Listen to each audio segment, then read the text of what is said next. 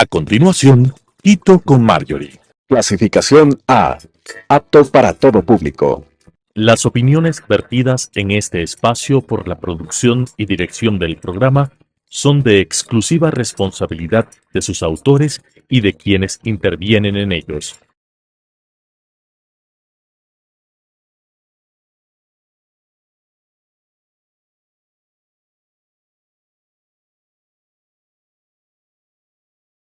Quito con Marjorie.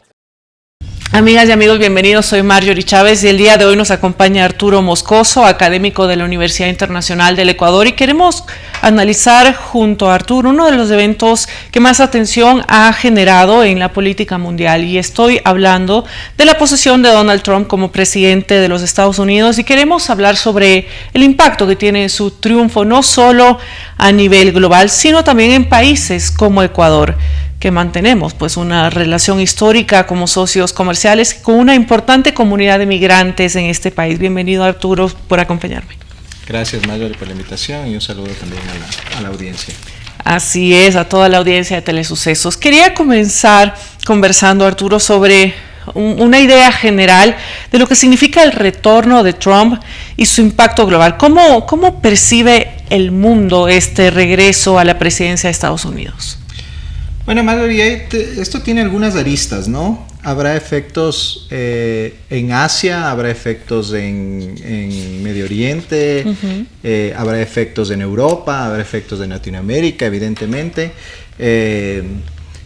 ¿Cuáles son los más importantes que se pueden enumerar? Probablemente primero lo de la guerra de Ucrania, que será que probablemente Estados Unidos disminuya el apoyo a Ucrania en la guerra, lo que podría implicar pues incluso un posible triunfo de Rusia en esa guerra, la salida de la OTAN de Estados Unidos, o por lo menos la disminución de recursos para que sea Europa, como ha señalado Trump, la que solvente los recursos del Tratado del Atlántico Norte, temas comerciales con China, temas comerciales con Europa también, temas comerciales con Estados Unidos. Ya hemos visto que con el resto de América, vimos que entre sus primeras decisiones está el tema de los aranceles a México y a Canadá. También ha señalado que no nos necesita a los latinoamericanos, y eso es preocupante, porque en el caso de Ecuador y en el caso de varios países latinoamericanos, Estados Unidos es nuestro principal socio comercial. Eso a breves rasgos, ¿no? Hay el tema de Gaza-Israel, obviamente, veamos qué sucede ahora con la declaratoria de alto al fuego, el tema de Irán, ¿no? Con la denuncia o con la salida del tratado de desarme nuclear. Hay algunas aristas sobre las que se puede hablar mucho en relación a este gobierno. Uno de los temas que llamó la atención y que preocupa al mundo entero es el discurso, ¿verdad? Cuando él menciona y habla de la migración, anuncia medidas severas contra la inmigración ilegal. ¿Qué consecuencias puede traer esto a países como México y Centroamérica? Bueno, graves, ¿no? Graves no solo a México y Centroamérica, sino creo a toda América Latina y incluso a otros países que también encuentran ahí un sitio para migrar, ¿no? En Estados Unidos, la pretensión de declarar el ius sanguinis y no el ius soli para el tema de la nacionalidad, es decir, que solo por sangre se hereda la nacionalidad estadounidense y no para los que nazcan ahí. Eso puede afectarles muchísimo a los migrantes que están ahora y que no tienen nacionalidad, pero que tienen o van a tener hijos en Estados Unidos, ¿no? Esto es una medida que deberá reverse luego, porque se requiere una reforma constitucional, pero el tema de recrudecer ha declarado de emergencia, ¿no? La frontera entre México y Estados Unidos. Eso evidentemente va a acarrear un recrudecimiento de las medidas antimigratorias, de la persecución a los migrantes.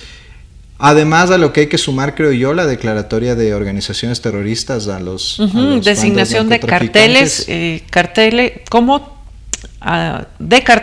terroristas. Exacto, como organizaciones terroristas, lo que le permitiría incluso hacer actividades militares en territorio mexicano en caso de que alegue que está en peligro la integridad de los Estados Unidos, lo que también podría ir de la mano con el tema de la migración, ¿no? Uh-huh.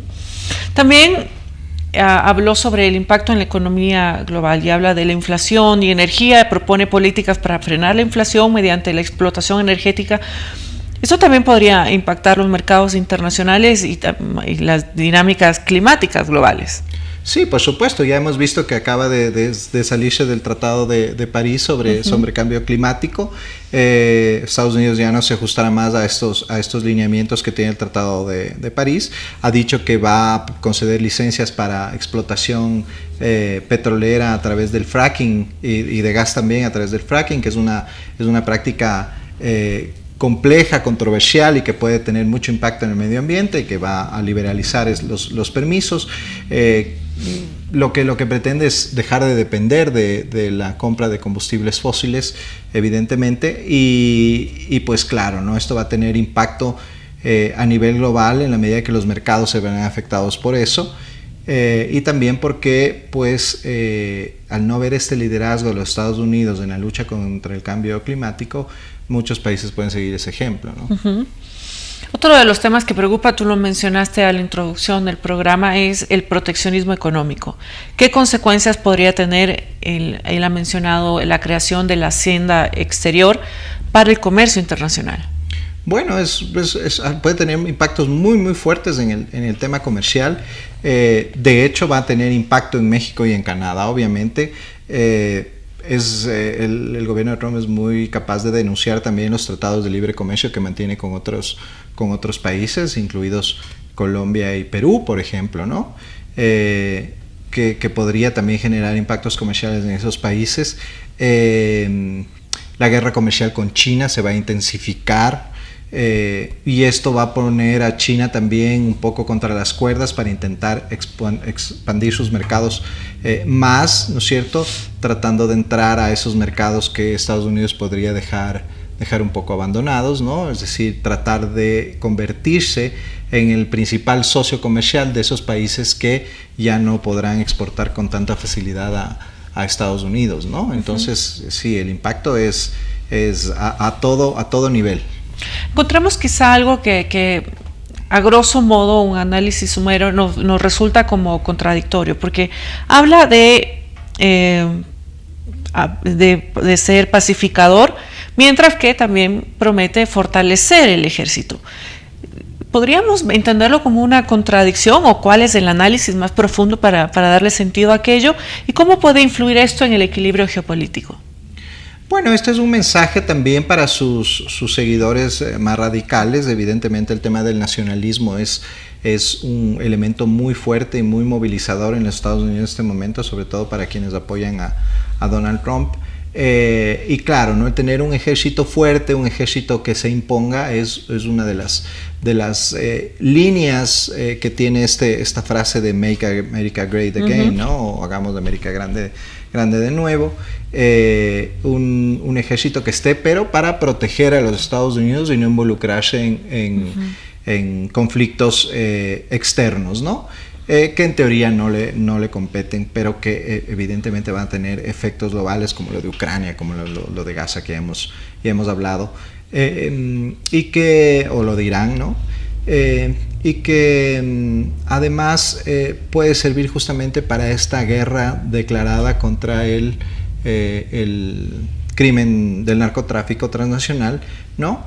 En donde a través de esta clasificación que le ha hecho como organizaciones terroristas, pues puede entrar a territorios no estadounidenses a combatirlos, ¿no? Uh-huh. Entonces ahí también pues se explica también el tema de fortalecer las Fuerzas Armadas, ¿no? Cuando habla de recuperar el control del canal de Panamá, ¿cómo responderán América Latina y China a estas declaraciones? ¿Es factible?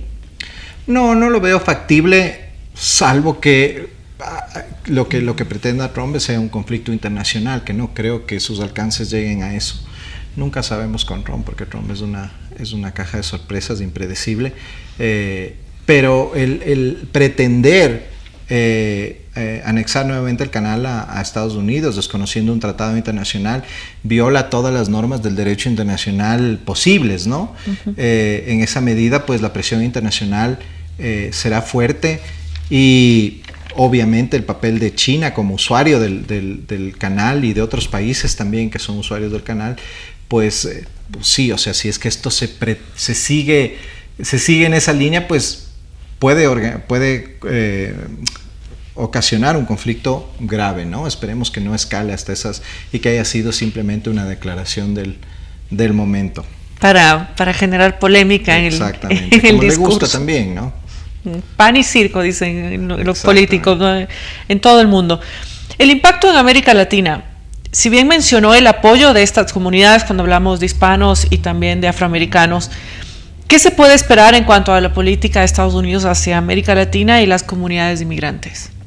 Bueno, con los migrantes está clarísimo que va a ser muy duro, es muy grave lo que se viene en temas migratorios, va a ser mucho más complicado.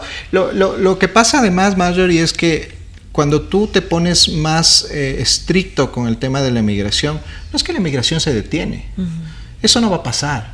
Lo que pasa es que se vuelve más peligroso migrar, se vuelve más caro migrar. ¿Y eso a quién alimenta? A las bandas de coyoteros transnacionales que también trabajan de la mano con el narcotráfico, ¿no? Y que viven de esta actividad. Entonces va a ser más costoso migrar, pero la gente no va a dejar de migrar, no va a dejar de tratar de introducirse a los Estados Unidos a como dé lugar.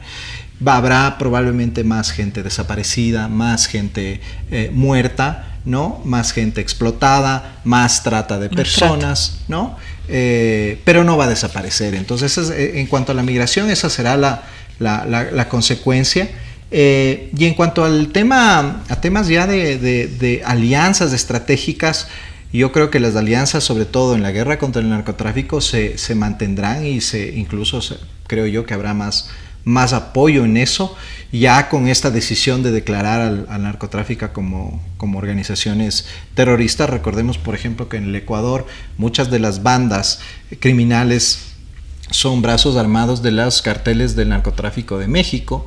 Entonces eso implica que ese reconocimiento de como organizaciones terroristas podría también derivar a un reconocimiento con organizaciones terroristas a las bandas en el Ecuador. Eso podría cambiar la lógica de la guerra a las drogas en el Ecuador, ¿no? ¿Cómo influye, claro, la lógica americana, norteamericana, a nivel de cada uno de los países? Por ejemplo, cuando habla de las políticas de género y raza, que también hizo declaraciones, ¿qué impacto tienen estas declaraciones en las políticas inclusivas a nivel mundial por el nivel de influencia que tiene un país como Estados Unidos? Bueno, probablemente se reducirá mucho la ayuda a organizaciones que fomentan el tema de la igualdad de género, que fomentan el tema de los derechos de las comunidades LGTBI y más, ¿no? Entonces habrá un golpe seguramente para esas organizaciones. Estados Unidos maneja mucho dinero para ayuda al extranjero y eso seguramente se reverá también en el tema de ayudas para el tema del medio ambiente, ¿no? Y por supuesto el tema del ejemplo, ¿no? El tema de habrá muchos gobernantes que sigan esa línea, como ya hay algunos, ¿no? Y que incluso estuvieron invitados ahora a la posesión de Donald Trump, o que los ha declarado directamente sus aliados, sin ir más lejos, Javier Milei en Argentina, Víctor Orbán en Hungría, el mismo Putin, a pesar de que tiene esta relación un poco ambivalente, ¿no? Igual él tiene una fuerte posición en contra de estos temas de género también en Rusia. Entonces, sí, o sea, realmente también pone un poco en peligro, ¿no? El reconocimiento de estos, o más bien el avance en estos temas que ha habido a nivel mundial, ¿no? También habla, como un tema clave, habla de unificar al país tras años de división. Entendemos que estos son procesos, digamos, multifactoriales, y es posible realmente reducir en el periodo las tensiones internas de un país como Estados Unidos.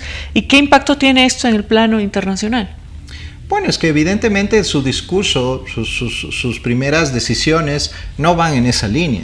por más que haya una declaratoria de reunificar al país, no va en esa línea, son absolutamente polarizantes, ¿no? El tema de los derechos de los que hablábamos antes, de los derechos de las comunidades LGTBI y más, del tema del medio ambiente, el tema de todos estos valores postmaterialistas que se llaman, ¿no? que en Estados Unidos es muy fuerte y que además está asociado a este término woke, ¿no? Que también se ha radicalizado mucho en los últimos años y que ha generado pues una confrontación, ¿no?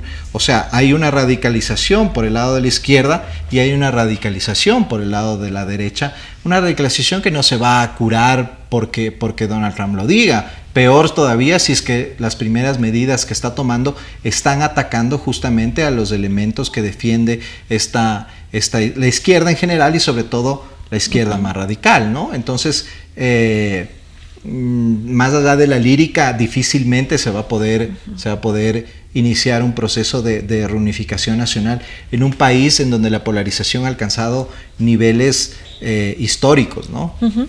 Se habla de una visión de la era dorada para Estados Unidos. ¿Cómo afecta esto al liderazgo mundial que mantiene actualmente?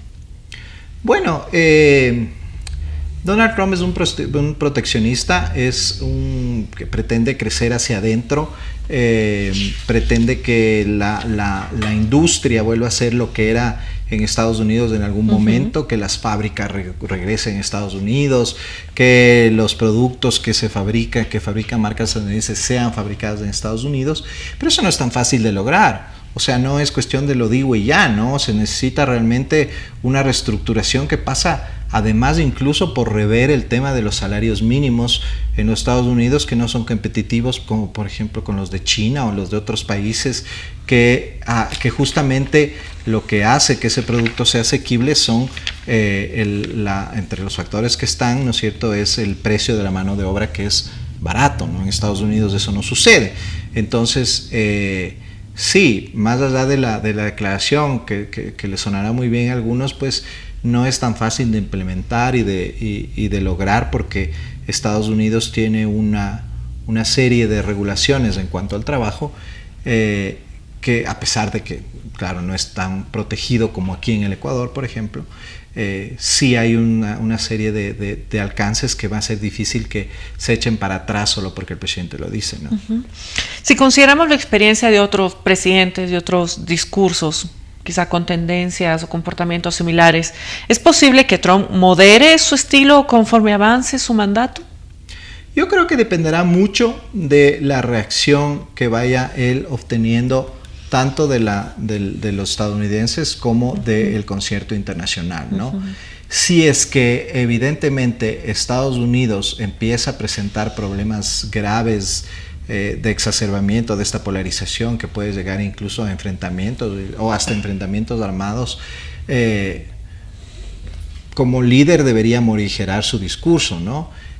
Igual con el resto de países, con el abandono de los Estados Unidos a ciertos países que han sido sus aliados estratégicos, y que el abandonar esas alianzas estratégicas puede implicar también un peligro para los mismos Estados Unidos, ¿no? Entonces, seguramente vaya un poco reviendo estos temas, pero claro, de cara ahora a su posesión, ¿no? Y todo lo que prometió, evidentemente tenía que ser impactante en las decisiones que tome. Veamos si estas decisiones son más radicales más adelante, o como te digo, va morigerándose un poco, ¿no? ¿Qué rol juegan las percepciones en la estabilidad política mundial? Hablaste de una reacción del concierto internacional. Estos días, ¿cuáles han sido las principales reacciones de diferentes actores internacionales al discurso y a las primeras decisiones tomadas? Bueno, quizá la principal, la posición de Rusia y China como aliados estratégicos. Aparecieron juntos los dos líderes, ¿no? Diciendo que continúan en una alianza conjunta. Esto es importante dentro de la geopolítica porque estamos hablando de dos potencias, sobre todo China, que está en su mejor momento como potencia, y que además tiene una agresiva campaña de penetración y de influencia en muchísimos países del mundo. Latinoamérica es uno de esos escenarios, evidentemente. Y por supuesto los temas del medio ambiente, los temas de las alianzas estratégicas para la guerra que te señalaba antes, todo eso se puede alterar de alguna forma, ¿no es cierto? La relación con la Unión Europea, evidentemente, esa relación también se va a cambiar, y pues ahí habrá impacto en cuanto a muchas cosas, el comercio, el apoyo, la transferencia de tecnología, etcétera. O sea, hay un montón de aristas todavía por analizar, ¿no? Y pensando a futuro, ¿cuáles serían estas oportunidades que podrían abrirse para el Ecuador, pensando ya en lo local, en este nuevo contexto del liderazgo global de Donald Trump? Bueno, yo creo que por el tema del libre comercio va a estar complicado, salvo que vaya de la mano con, como ha ido muchas veces la ayuda de los Estados Unidos al Ecuador, que vaya de la mano con el tema del combate al narcotráfico. Creo que para el Ecuador, estratégicamente hablando, es importante posicionarse en esta línea dura contra el narcotráfico para seguir recibiendo esta ayuda o incluso aumentarla, ¿no? E incluso que esa ayuda también se traduzca en facilidades comerciales para que esta restricción al comercio internacional que pretende implantar Trump en Estados Unidos no nos afecte demasiado o no nos afecte nada. Y creo que la presencia de Daniel Noboa en la posesión de Donald Trump es un buen indicador. No sé si al final logren reunirse, no sé si tenga tiempo Donald Trump para reunirse con un presidente de un pequeño país latinoamericano, pero me parece que también Daniel Noboa tiene cierto tipo de influencia o llegada en el círculo de Donald Trump, que podría servir pues para lograr ciertos acuerdos y ciertas metas en común que podrían ser beneficiosas para el Ecuador, ¿no? Dada la posición que tiene Ecuador ahora en este momento en relación sobre todo al narcotráfico y el crimen transnacional, ¿no? Que nos hemos vuelto un hub para las bandas criminales que se dedican a estos temas. Muchas gracias, Arturo, por compartir tu análisis y ayudarnos a entender cómo este cambio en la política de Estados Unidos puede influir también en nuestro país y en el resto del mundo.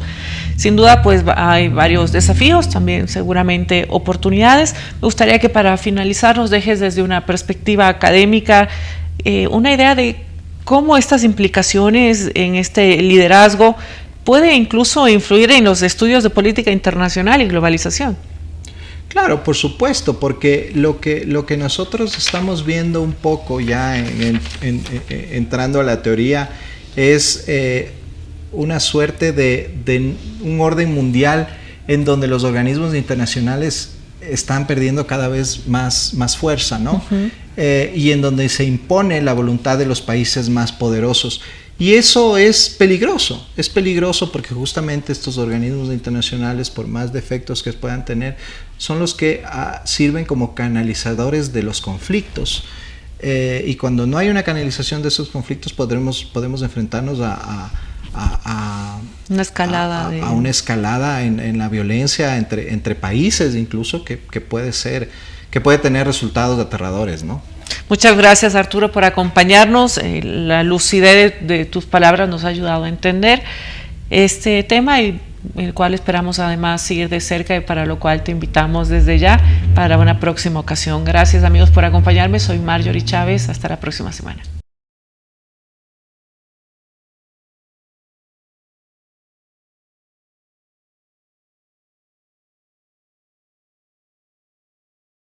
Quito con Marjorie. Las opiniones vertidas en este espacio por la producción y dirección del programa son de exclusiva responsabilidad de sus autores y de quienes intervienen en ellos.